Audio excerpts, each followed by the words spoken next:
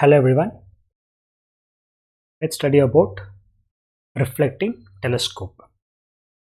Earlier we had studied about telescopes which used two convex lenses. Now here, instead of lenses, these telescopes use mirrors primarily.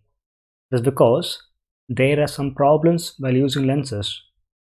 The first problem, the first disadvantage in using lenses would be that lenses produce chromatic aberration.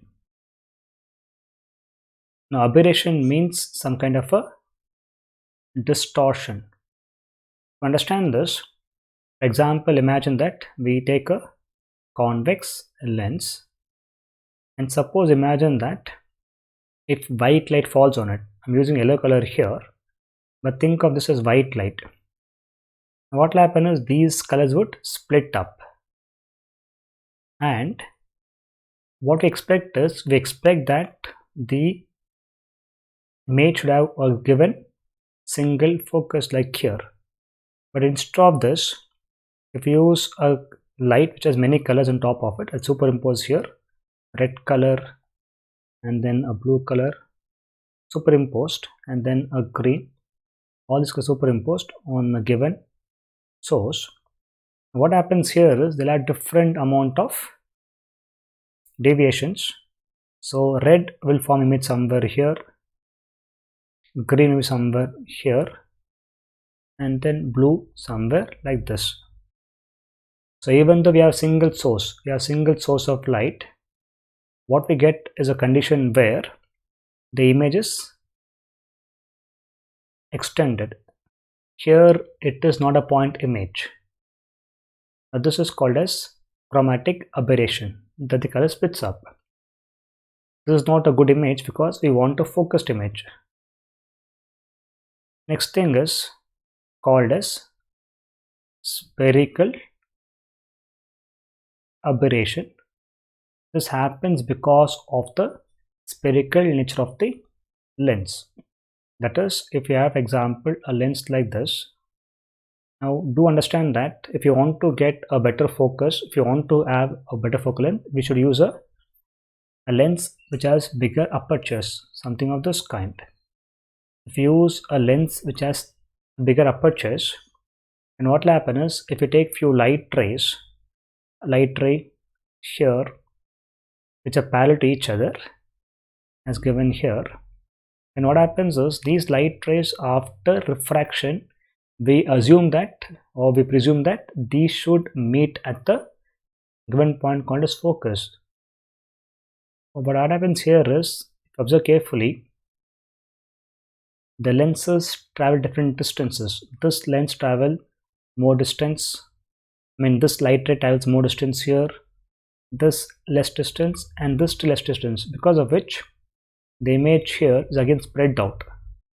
This is called as spherical aberration. So we find that in case of lenses, there is chromatic aberration as well as spherical aberration. And also third point is the lenses are not stable. That is, it is difficult to stabilize them, or keep it to be stable.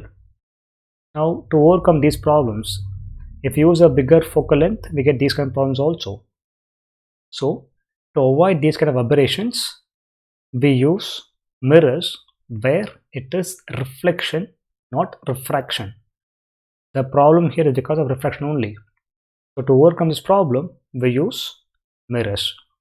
Now here, the objective, which is the primary mirror, is basically a concave paraboloid mirror.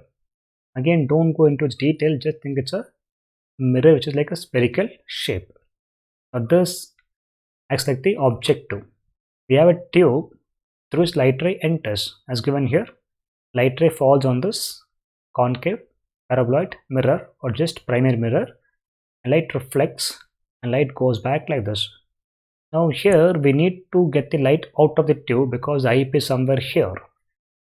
So if you don't have anything else here, the light will go back. So to get back the light rays, we need to get them reflected. So we use one more mirror here called as secondary mirror, which is basically a convex hyperboloid mirror. Again, there's no need to understand what these are. Just think we have two kinds of mirrors called as primary mirror and then secondary mirror. Because of these two reflections, the light rays would finally come out of the tube, and here the eyepiece could be a lens. So only the objective is a mirror and this eyepiece is a lens here. So by reducing the refractions, chromatic aberrations and spherical aberrations are taken care of or reduced to a great extent, and also mirrors are easy to mount or they are more stable. So these are the advantages of a reflecting telescope. But here this has a disadvantage. That is because if you place a secondary mirror here, then light coming in this direction, light coming like this, these are already blocked by the mirror. So if it's bigger in size, then these light rays are blocked. So effectively the light ray falling onto the spherical mirror would be less. In this case, less amount of light falls on the primary mirrors, but then the aberrations are taken care of, so we get a better image.